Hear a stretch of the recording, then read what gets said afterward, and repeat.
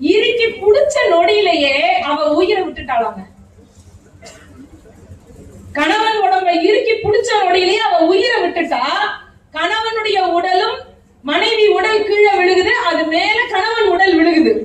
இப்ப மண்மகள் தழுவல, சரி மண்மகள் தான் தழுவ கூடாது, ஏமா உயிரை விட்டா அப்படின்னா தலைக்கற்புன்னு ஒரு காரணம் சொல்லலாம். அதுக்கு ஜெயங்கொண்டார் எழுதுகிறார் அடுத்த வரியில, ஏன் தெரியுமா, இந்த ஆன்மா இந்த உயிர் இங்கே இருந்து மேலுலகத்துக்கு போகுது இல்ல, மேலுலகத்துக்கு போனா அங்க ஆடல் அணங்குகள் எல்லாம் இருப்பாங்கல்ல, அவங்க இவரை வாங்கன்னு கூப்பிட்டு அங்க அவர்கள் இவனை வரவேற்று விட கூடாதுங்கிறதுக்காக அதுக்கு முன்னாடி இவ உயிரை எடுத்துக்கிட்டு அங்க போனான்னு எழுதுறாரு.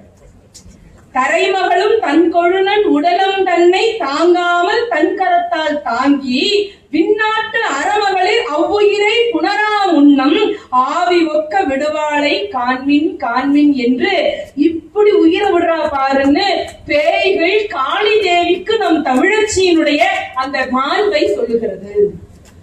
கலிங்கத்து பரணியில இருக்கு. இப்படி படிச்சா ருசிக்கும். இதுல இன்னொரு செய்தி என்ன தெரியுமா, குலோத்துங்க சோழனுடைய படைகள் வெற்றி பெற்றுச்சுங்க, கலிங்க மன்னனுடைய படைகள் தோல்வி பெற்றுச்சுங்க. ஆனா நூலுக்கு என்ன பேர் பாத்தீங்களா, கலிங்கத்து பரணின்னு. பரணி என்று சொன்னால் அந்த பெருமையை முரசறைந்து சொல்லுவது என்பது பொருள்.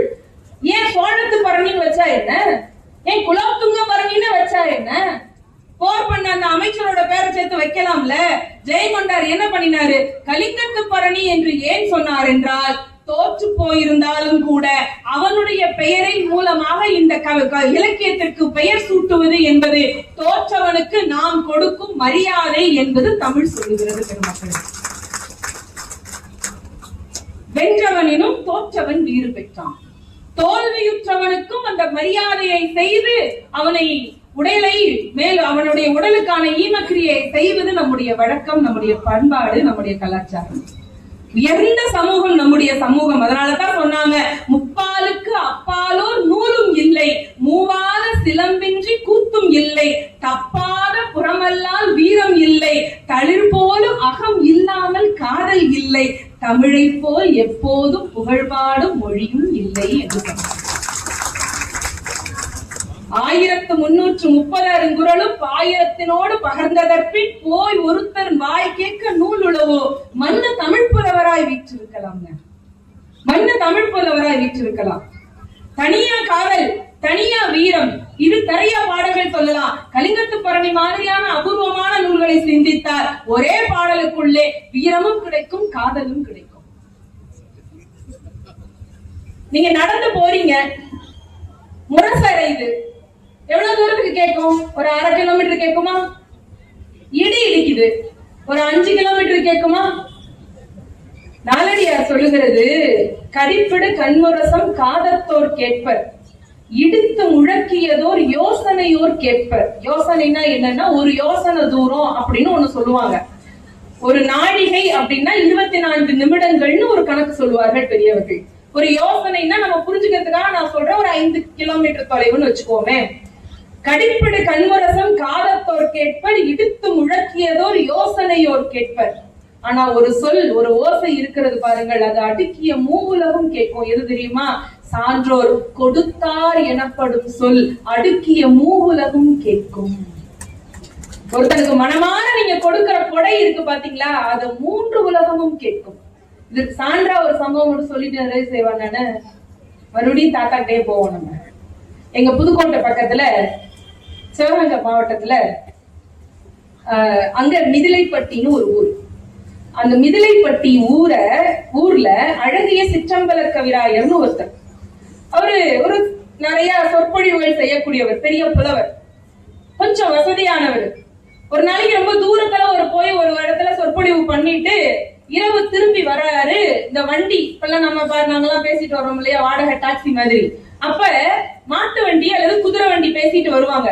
அது மாதிரி வண்டி ஒருத்தர்கிட்ட வாடகைக்கு பேசிட்டு இவர் ஊருக்கு வர்றாரு. இரவு முழுக்க கிளம்பி வர்றாங்க 2 பேரும். அப்படியே சோர்வா பேசிக்கிட்டே வர்றாங்க ஒருத்தருக்கு ஒருத்தர். பேச்சு துணைக்கு நம்ம இப்ப மாதிரி ஹேண்ட்செட் போட்டு பாட்டா கேட்க முடியும்? அதுலயும் இந்த பஸ்ல ட்ரெயின்ல பல பேர் அடிக்கிற கூத்து இருக்கு பாருங்க. பக்கத்துல யாரு இருக்காங்கன்றத பத்தியே கவலை இல்ல. இவர் தான் 25,000 ரூபாய்க்கு மொபைல் வாங்கிட்டாருன்னா அலற விட வேண்டியது டீ கடை மாதிரி பாட்டை. இவர் என்ன பாட்டு வைக்கிறாரோ அதை தான் நம்ம கேட்டாகணும். ஒரு அடிப்படை நாகரிகம்ங்கிறது வேணும் இல்லைங்க. பக்கத்துல இருக்கிறவங்களுக்கு தொந்தரவா இருக்குமே. 25,000 ரூபாய்க்கு மொபைல் வாங்குற போது ஒரு 2,000 ரூபாய்க்கு ஹேண்ட்ஸ் ஃப்ரீ சேர்த்து வாங்கணுமே, அதை வச்சு கேட்கணுமேங்கிற அடிப்படை பண்பாடு பெரும்பாலும் இருக்க மாட்டேங்குது. நம்ம சமூகத்துல இருக்கிற பிரச்சனை அது. சரி, போயிட்டு போகுது. அன்னைக்கு அழகிய சிற்றம்பல கவிராயர் ஒரு நல்ல வாலிப பையன், இளைஞன், அவனுடைய குதிரை வண்டியை பேசிட்டார், ஏறி உக்காந்துட்டார்.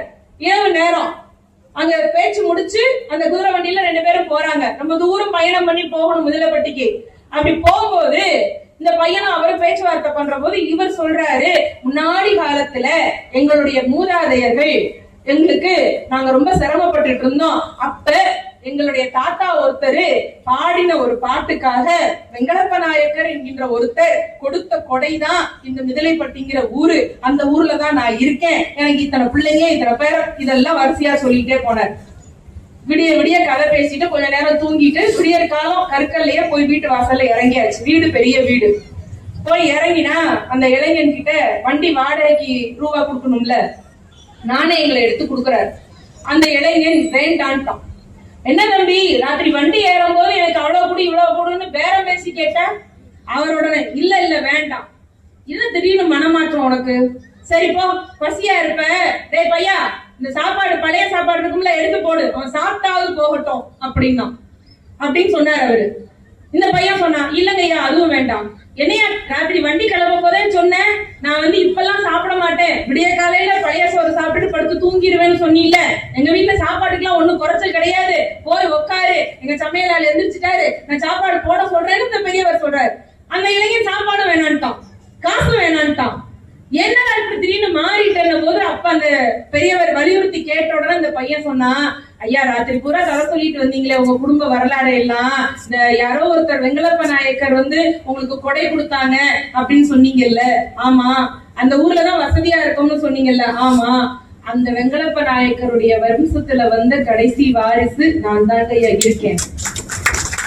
காலத்தின் கோலம் கொஞ்சம் வசதி முன்ன பின்ன ஆயிருக்கலாங்க, வண்டி ஓட்டி பொழைச்சுக்கிட்டு இருக்கிறேன், ஆனால் கொடை கொடுத்த இடத்தில் கை நனைக்கும் வழக்கம் எங்களுக்கு கிடையாது, நன்றி வணக்கம்ட்டு அதோட அவன் திரும்பும் போது அந்த தலையில கட்டியிருந்த துண்டை எடுத்து அப்படி தோல்ல போட்டுட்டு கம்பீரமாக நடந்தான் என்று அவரை பார்த்து அவனுடைய நீங்க புறமுதுகு அசிங்கம் தான், ஆனா அவனுடைய அந்த புறமுதுகு இங்க அழகிய சிற்றம்பல கவிராயரை அப்படியே திகைக்க வைத்தது.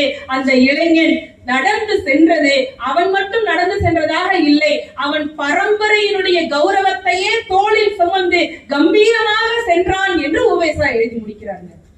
ஒரு பிள்ளைன்னு பிறந்தா அந்த பிள்ளை எப்படி நம்ம குடும்பத்துடைய பெயரை காக்க வேண்டும் என்றால் இப்படி காக்க வேண்டும். 1000 கஷ்டம் வந்தாலும் கொடை கொடுத்த இடத்தில் போய் கை நினைப்பது நன்றாக இருக்காது, மரியாதை கிடையாது. இப்ப நான் இந்த இடத்துல சொல்றேன், வென்றவனினும் தோற்றவன் வீடு பெற்றான். யாரு வென்றவன், யாரு தோற்றவன்? பணம் சம்பாதிச்சவன் வென்றவனா? ஏழையாக இருக்கிறவன் தோற்றவனா? கிடையாது. எந்த ஏழ்மை நிலையிலும் செம்மை மாறாமல் வாழ்பவன் எவனோ அவன் வெற்றி பெற்றவன். தமிழ் நமக்கு கற்றுக் கொடுக்கிறது பெருமக்கள். இந்த கம்பீரத்தையும் கனிவையும் துணிவையும் பணிவையும் எல்லாவற்றையும் நமக்கு சொல்லிக் கொடுப்பதுதான் நம் அன்னை தமிழினுடைய மிகப்பெரிய வலிமை என்ற காரணத்தினால் இனிமையும் நீர்மையும் தமிழ் எனப்படுமே. அதனால் தான் அது உலகத்தில் நமக்கு கைக்கு கிடைத்திருக்கக்கூடிய அமிர்தம் என்று பெரியவர்கள் சொல்லுகிறார்கள். கைக்கு கிடைத்திருக்கக்கூடிய அமிர்தம். தர்மபுரியில அவ பாட்டிய சொல்லாம போனா எனக்கு மனசு கேட்கவே கேட்காது.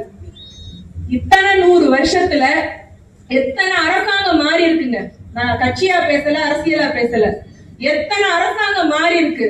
ஆனால் எந்த அரசாங்கமும் செய்ய முடியாத ஒரு பெரிய சாதனையை அவ பாட்டி செஞ்சுட்டு போனா. ஏன்? தமிழ் படிச்சதுனால. என்ன சொன்னா அவ? நம்ம இப்ப எவ்வளவு ஜாதி வேறுபாடுகள் நீங்க கெசட் லிஸ்ட்ல எடுத்து பாத்தீங்கன்னா அவ்வளவு ஜாதி வேறுபாடுகள் இருக்கு. இதுக்குள்ள அதுக்குள்ள அதுக்குள்ள இதுக்குள்ளன்னு சப் கிளாஸஸ் போட்டு அதுல நீங்க என்னதான் ஓசி பிசி எம்பிசி எஸ்சின்னு வந்தாலும் கூட அந்த 5 பிரிவுக்குள்ள 5000 பிரிவு இருக்கா இல்லையாங்க? பாட்டி ஒரே வார்த்தையா முடிச்சா பாருங்க, எந்த கெசட்டட் ஆபீசரும் எந்த ஆட்சியாளராலையும் பண்ண முடியாத ஒரு பெரிய சாதனை. ஒன்னே ஒண்ணு, உலகத்துல 2 ஜாதி தாங்க. ஒண்ணு குடுக்கறவன், ஒண்ணு குடுக்காதவன்.